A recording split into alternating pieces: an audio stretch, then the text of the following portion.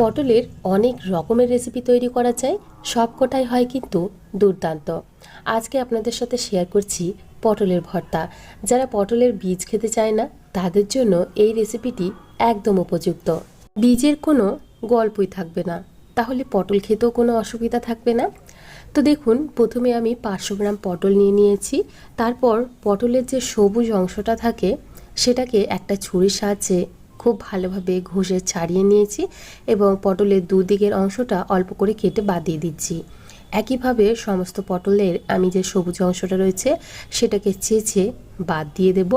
পটলের ভর্তায় কিন্তু খোসাটা ছাড়িয়ে ফেলার কোনো প্রয়োজনই পড়বে না। তো সবকটা পটলের সবুজ অংশটা ছাড়িয়ে আমি খুব ভালোভাবে জল দিয়ে ধুয়ে পরিষ্কার করে নিয়েছি। এখন পটলগুলোকে কেটে নেব। আমি এভাবে পটলটাকে দুভাগে ভাগ করে রাফলি এভাবে কেটে নিচ্ছি। আপনারা যেমন খুশি ছোট বড় মাঝারি করে কেটে নিতে পারেন। তো দেখুন, সবকটা পটলই একইভাবে কেটে নেব। আপনারা অনেকেই পটলের ভর্তা তৈরি করতে জানেন। আমি কিভাবে তৈরি করি সেই রেসিপি আজ আপনাদের সাথে শেয়ার করছি। তো দেখুন, সব পটলগুলো খুব ভালোভাবে কেটে নিয়েছি। তারপর একটা প্যানের মধ্যে সমস্ত পটলগুলোকে দিয়ে দিলাম।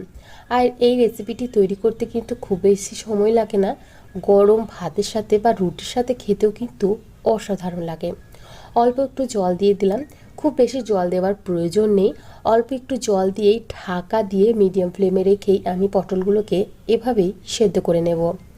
পটলের সেদ্ধ করা জলটা ফেলে দেবেন না, কারণ তাহলে সমস্ত পুষ্টিগুণ কিন্তু বাইরে চলে যাবে।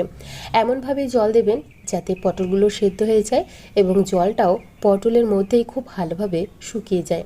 দেখুন, আমি যেটুকু জল দিয়েছিলাম তাতেই খুব ভালোভাবে পটলটা সেদ্ধ হয়ে গেছে। আর এভাবে ছোট ছোট করে কেটে দিয়েছিলাম বলে খুব তাড়াতাড়ি সেদ্ধ হয়ে গেছে। এখন খুব ভালোভাবে নাড়াচাড়া করে যেটুকু জল ছিল সেটুকু পরিমাণে শুকিয়ে ফেলেছি। এখন একটু ঠান্ডা করে নেব, কারণ এই গরম থাকা অবস্থাতেই পটলগুলোকে বেটে নেওয়া যাবে না। তো একটু ঠান্ডা করার পর একটা মিক্সিং জারের মধ্যে আমি সমস্ত পটলগুলোকে দিয়ে দিচ্ছি। আর পটলটাকে পেস্ট করতে কিন্তু কোনো রকম জলের প্রয়োজন পড়বে না। তো সমস্ত পটলগুলো মিক্সিং জারের মধ্যে দিয়ে খুব ভালোভাবে অল্প একটু সময় ধরে আমি পেস্ট করে নিয়েছি। দেখুন, একদম মসৃণ পেস্ট তৈরি করেছি।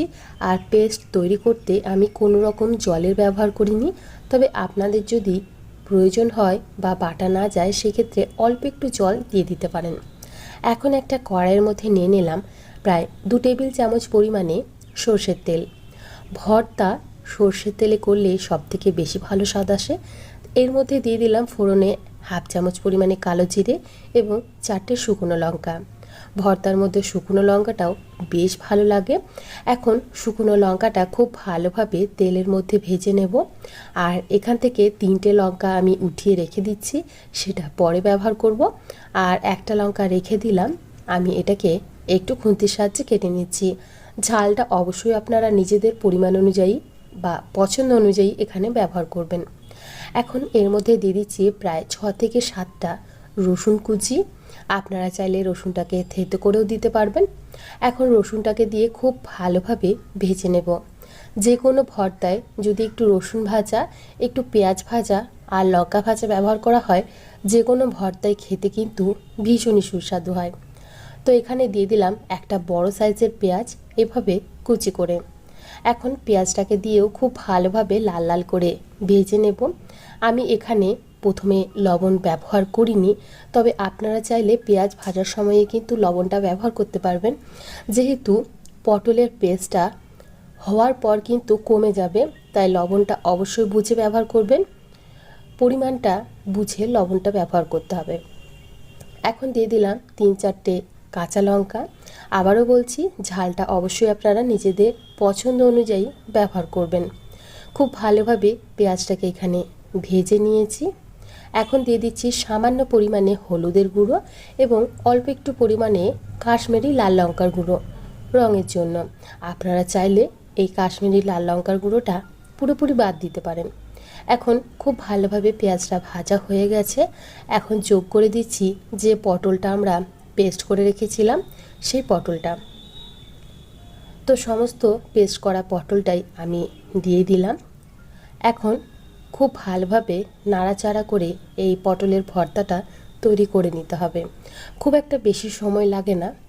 এই পটলের ভর্তাটা তৈরি হতে মিনিট 7-8-এর মধ্যেই কিন্তু খুব সহজেই তৈরি হয়ে যায়।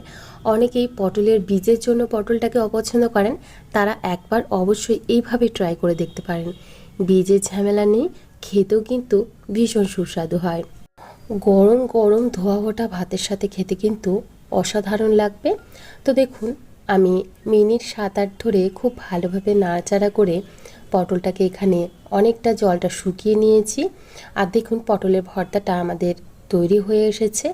এখন এর মধ্যে আমি যোগ করে দিচ্ছি পরিমাণ মতো লবণ। যেহেতু পটলের পেস্টটা প্রথমে অনেকটা বেশি ছিল, তাই আমি লবণটা প্রথমে যোগ করিনি, এখন ব্যবহার করলাম। আর দিয়ে দিলাম সামান্য পরিমাণে চিনি। অবশ্যই চিনিটা আপনারা নিজেদের পছন্দ অনুযায়ী ব্যবহার করবেন, অপছন্দ হলে পুরোপুরি বাদ দিতে পারেন। তো খুব ভালোভাবে নাড়াচাড়া করে আমি এখানে পটলের ভর্তাটা তৈরি করে নিয়েছি। আর বেশি এটাকে শুকোবো না, এরকম অবস্থাতেই রেখে দেব। সবশেষে দিয়ে দিচ্ছি এখানে অল্প একটু সর্ষের তেল। যে কোনো ভর্তাতে সবশেষে যদি একটু কাঁচা সর্ষের তেল ব্যবহার করেন, খেতে কিন্তু অপূর্ব লাগে। আর যোগ করে দেব যে লঙ্কাগুলো আমরা ভেজে তুলে রেখেছিলাম, সেই লঙ্কাগুলো অল্প একটু হাতের সাহায্যে ভেঙে তারপর দিয়ে দিলাম। তো তৈরি হয়ে গেল আমাদের পটল ভর্তা। গরম গরম ভাতের সাথে পরিবেশন করুন, অসাধারণ লাগবে।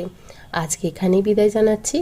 আবারও হাজির হয়ে যাব অন্য কোনো দিন অন্য কোনো রেসিপি নিয়ে। ভালো থাকবেন, সুস্থ থাকবেন। ভিডিওটি সম্পূর্ণ দেখার জন্য অসংখ্য ধন্যবাদ। বাই।